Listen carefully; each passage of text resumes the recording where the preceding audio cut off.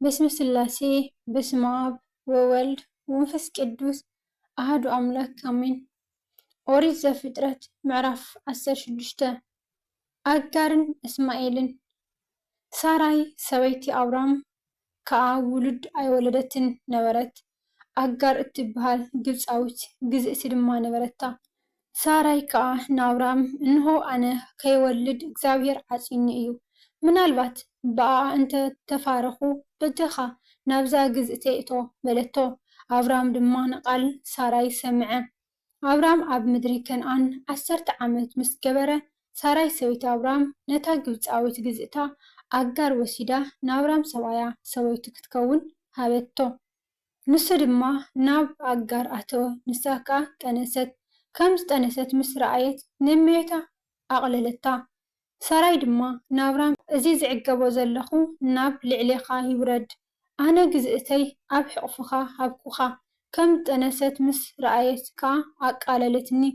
እግዚአብሔር ኣብ መንጎይን ኣብ መንጎኻን ይፍረድ በለቶ أبرام دمان ساراي إنها جزءتقي أب إدكي إياه صبق كوينو كم ترأيكي جبريا بلا شعو ساراي أواردتا نساكا كابك إدمها هادمت ملأخ إكزابير جنا أب تقا عين ماي أب برخا أب تقا مجدشر أب زلو عيني رخبا نص دما أتأجر جزءتي ساراي كابي مزيخي نابيسي تخد اللخي بلا نساخا أنا كاب قدم إميتي ساراي هادم ألوخ بلت إتي ملأخ إجزاهير كا ناب إميتك تملسي أب تحتي إداد ما تحت بلي بلا إتي ملأخ إجزاهير كا نزر أخي كاب مبزحو تلعله كغزر كسع زي خال أزيا كابزحو يبلا إتي ملأخ إجزاهير دما إنه تنستي أخي ودي خا كتولدي أخي إجزاهير مكرخ سمعي يمو سمو إسماعيل أو تسألو ንሱ ኣብ መንጎ ሰብ ከም ኣድጊ በረኻ ክኸውን እዩ ኢዱ ናብ ልዕሊ ኩሉ ኢድ ኩሉ ድማ ናብ ልዕሊኡ ክትከውን እያ ኣብ ቅድሚ ኩሎም ኣሕዋቱ ከዓ ክነብር እዩ በለ ንሳ ድማ ነዚ ዘርእየንስ ኣብዚ ዶ ርእየዮ እየ ኢላ ስምቲ ንኣኣ እተዛረበ እግዚኣብሔር ኣታ ዘርኢ ኣምላኽ ኢላ ኣውፅኣትሉ ስለዚ እቲ ዔላ ብኤር ለሓይ ሮይ ተባህለ ንሱ እንሆ ኣብ መንጎ ቃዴስን ባሬድን ኣሎ ኣጋር ከዓ ንኣብራም ወዲ ወለደትሉ ኣብራም ድማ ነቲ ኣጋር ዝወለደትሉ ወዲ ስሙ እስማኤል ኣውፅኣሉ በቲ ኣጋር ንኣብራም እስማኤል ዝወለደትሉ ግዜ ድማ ኣብራም ወዲ 86 ዓመት ኮይኑ ነበረ ምዕራፍ 17 ግርዘት ምልክት ኪዳን ኣብራም ወዲ 9 ዓመት ምስ ኮነ እግዚአብሔር ተራእዮ ኣነ እቲ ኩሉ ዝኽእል ኣምላኽ እየ ኣብ ቅድመይ ተመላለስ ፍጹም ከዓ ኩን ኪዳኔ ኣብ መንጎይን ኣብ መንጎኻን ክቐውም እየ ኣዝየ እውን ከብዝሓካ እየ ድማ በሎ ኣብርሃም ከዓ ብገጹ ተደፍአ ኣምላኽ ድማ ከምዚ ኢሉ ተዛረቦ እንሆ ኣነስ ኪዳነይ ምስኻ እዩ ንስኻ ኣቦ ብዙሓት ህዝብታት ክትከውን ኢኻ ኣቦ ብዙሓት ህዝብታት ገይረካ እየ እሞ ኣብርሃም ደኣ እምበር ደጊምስ ስምካ ኣብራም ኣይፀዋዐ ኣዝየ ከፍርየካ እየ ህዝብታት ከም እትኸውን ድማ ክገብረካ እየ ነገስታት እውን ካባኻ ክወፁ እዮም ኣነ ኣብ መንጎይን ኣብ መንጎኻን ኣብ መንጎ ዘርእኻን ብድሕሪኻ ድማ ኣብ መንጎ ወለዶኦም ኪዳነይ ከቐውም እየ ኣነ ንኣኻን ብድሕሪኻ ድማ ንዘርእኻን ኣምላኽ ከም ዝኾንኩ እዚ ናይ ዘለኣለም ኪዳን እዩ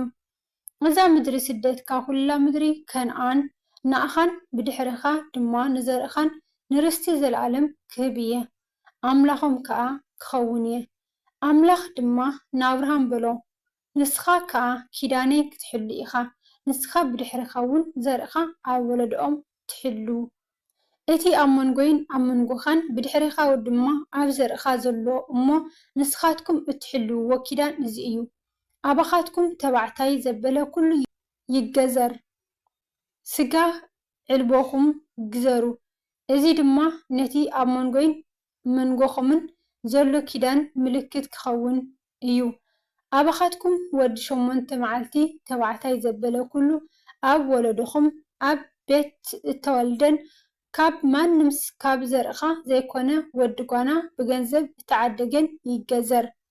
ኣብ ቤትካ እተወልደን ብገንዘብካ እተዓደገን ብግዲ ይገዘር። ኪዳነይ ኣብ ስጋኹም ኪዳን ዘለኣለም ክኸውን እዩ። ዘይተገዝረ ተባዕታይ ስጋ ዕልቦኡ ዘይተገዝረ እታ ነፍሲ እቲኣ ኪዳነይ ኣፍሪሳ እያ እሞ ካብ ህዝባ ክትምንቆስ እያ። ኣምላኽ ድማ ናብራም ንሰበይትኻ ሳራይ ድማ ሳራ ደኣ እዩ እምበር ስማ ሳራይ ኢልካ ኣይትፀዋዓያ። ክባረኸካ እየ ህዝብታት ከዓ ክትከውን ኢኻ። ነገስታት ህዝብታት እኳ ደኣ ካብኣ ክኾኑ እዮም በሎ። ሽዑ አብርሃም ብገጹ ተደፍአ፣ ሲሕቁ ድማ ብልቡ ንወዲ 100 ዓመት ዶ ወዲ ይውለደሉ ሳራ ጓል 90 ዓመት ከትወልድ ዶ በለ። አብርሃም ድማ ንኣምላኽ እስማኤል ግዳ ኣብ ቅድሚኻ እንተ ዝነብር በለው። ኣምላኽ ከዓ በለ ኣይፋልን ሰበይትኻ ሳራ ደኣ ወዲ ክትወልደልካ እያ፣ ስሙ ድማ ይስሐቅ ክተውፅኣሉ ኢኻ። ኪዳነይ ከዓ ምስኡን ብድሕሪኡ እውን ምስ ዘርኡን ኪዳን ዘለኣለም ከቀውም እየ። ብዛዕባ እስማኤል ድማ ጸሎትካ ሰሚዐ ኣለኹ፣ እንሆ ባሪኸዮ ኣለኹ፣ ከፍርዮን ኣዝየ ከዓ ከብዝሖን እየ። 12 ሹም ክወልድ እዩ፣ ዓብይ ህዝቢ ድማ ክገብሮ እየ። ግናኸ ምስቲ ሳራ ንዓመታ ከምዛ ግዜ እዚኣ እትወልደልካ ይስሐቅ ኪዳነይ ከቀውም እየ። ምስኡ ምዝራብ ምስ ወድአ ከዓ ኣምላኽ ካብ አብርሃም ናብ ላዕሊ ደየበ። አብርሃም ድማ ንወዱ እስማኤልን ነቶም ኣብ ቤቱ እተወልዱ ኩሎምን ብገንዘቡ እተዓደጉ ኩሎምን ካብ ቤተሰብ አብርሃም ተባዕታይ ዘበለ ኩሉ ወሲዱ ከምቲ ኣምላኽ ዝበሎ በታ መዓልቲ እቲኣ ዕልቦ ስጋኦም ገዘረ። አብርሃም ስጋ ኣዕልቦኡ ክግዘር ከሎ ወዲ 99 ዓመት ኮይኑ ነበረ። ወዱ እስማኤል ድማ ስጋ ዕልቦኡ ክግዘር ከሎ ወዲ 13 ዓመት ኮይኑ ነበረ። በታ መዓልቲ እቲኣ አብርሃምን እስማኤልን ወዱን ተገዝሩ። ኣብ ቤቱ እተወልዱ ኩሎም ቤተሰቡን ካብ ደቂ ጓና ብገንዘብ እተዓደጉን ምስኡ ተገዝሩ። ናብራም 3 ኣጋይሽ ከም ዝበፅሕዎ ንሱ ብድሕሪ መዓልቲ ኣብ ኣፍ ደገ እቲ ድንኳን ተቐሚጡ ከሎ ድማ እግዚአብሔር ኣብ ድዋታት መምሬ ተገለጸሉ። ኣዒንቱ ከዓ ቋሕ ኣበለ። እንሆ ድማ 3 ሰብኣይ ኣብ ቅድሚኡ ደው ኢሎም ረኣየ። ምስ ረኣየ ድማ ካብ ኣፍ ደገ እቲ ድንኳን ክቕበሎም ጎየየ፣ ናብ ምድሪ ከዓ ሰገደ። በለ ድማ ጎይታይ ኣብ ቅድሚኻ ሞገስ እንተ ደኣ ረኺበስ በጃኻ ንባርያኻ ኣይትሕልፈኒ። ኣእጋርኩም ክትሕፀቡ የሒደት ማይ ኮታ ይምፃኣልኩም፣ ኣብ ትሕቲ እዛ ኦም ድማ ዕረፉ። ብባርያኹም ኣቢልኩም ካብ እትሓልፉስ ልብኹም ክትድግፉ ቁራስ እንጀራ ከምፃልኩም ድሕርቲ ተሓልፉ በለ። ከምቲ ዝበልካዮ ከምኡ ግበር ድማ በልዎ። አብራም ቃልጢፉ ናብ ሳራ ናብ ድንኳን ኣትዩ ቀልጢፍኪ 3 መስፈር ድኹም ሓርጭ ቆምጢዕኺ ቃጫጩ ሰንክቲ በላ። አብርሃም ድማ ናብ ኣሓኡ ጎይዩ ልምሉም ጽቡቕ በተይ ወሲዱ ነቲ ገዝኡ ሃቦ። ንሱ ከዓ ከዳልዎ ተቃላጠፈ። ርግኦን ጸልጣን እቲ ዘዳለዎ በተይን ገይሩ ድማ ኣቕረበሎም። ንሱ ድማ ኣብ ትሕቲ እታ ኦም ኣብ ጥቓኦም ደው ኢሉ ነበረ። ንሳቶም ከዓ በልዑ። ንሳቶም ድማ ሰበይትኻ ሳራ ኸ ብኣበይ ኣላ በልዎ። ንሱ ከዓ ኣብ ድንኳን እንሃ በለ። ሽዑ ንሱ ንዓመታ ከምዚ ቅንያት እዚ ርግጽ ክምለሰካ እየ፣ ሰበይትኻ ሳራ ድማ እንሃ ሽዑ ወዲ ክህልዋ እዩ በለ። ሳራ ከዓ ኣብ ኣፍቲ ብድሕሪኡ ዘሎ ድንኳን ከላ እዚ ሰምዐት። ሕጂ ድማ አብርሃምን ሳራን ዕለቶም ዘብፅሑ ኣሪጎም ነበሩ።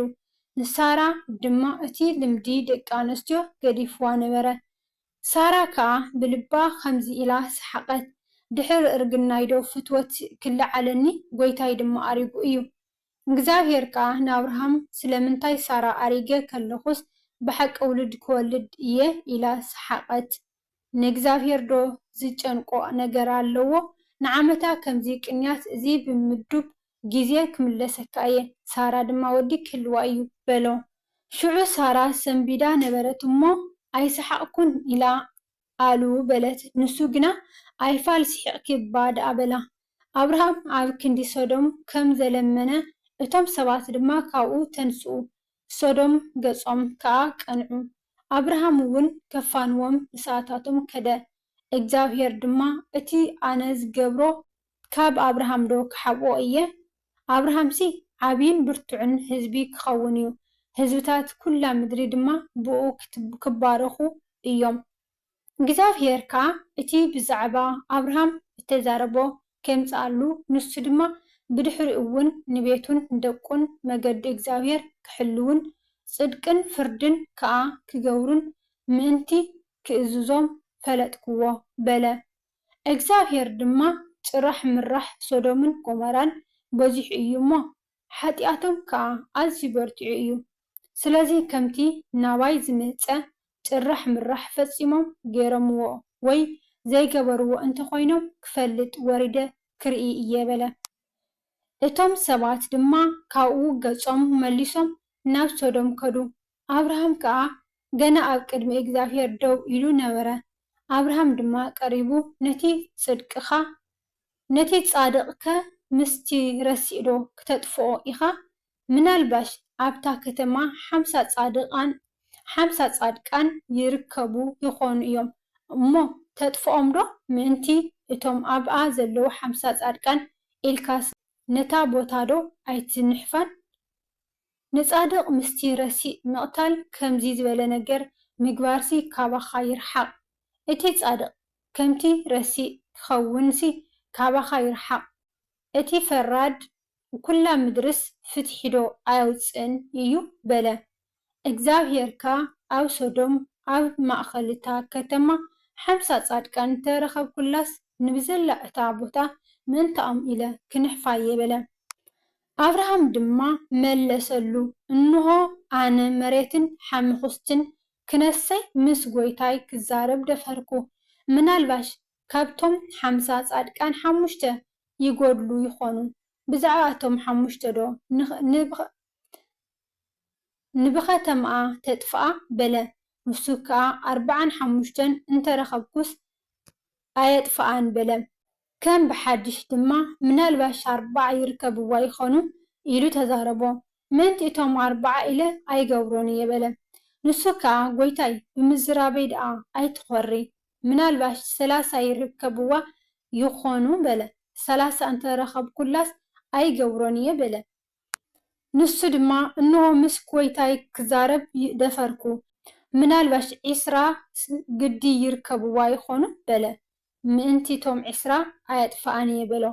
ንሱ ከዓ ጎይታይ ሓንሳእ ጥራሕ ክዛረብሲ ኣይትኾሪ ደኣ፣ ምናልባሽ 10 ግዲ ይርከብዋ ይኾኑ በለ።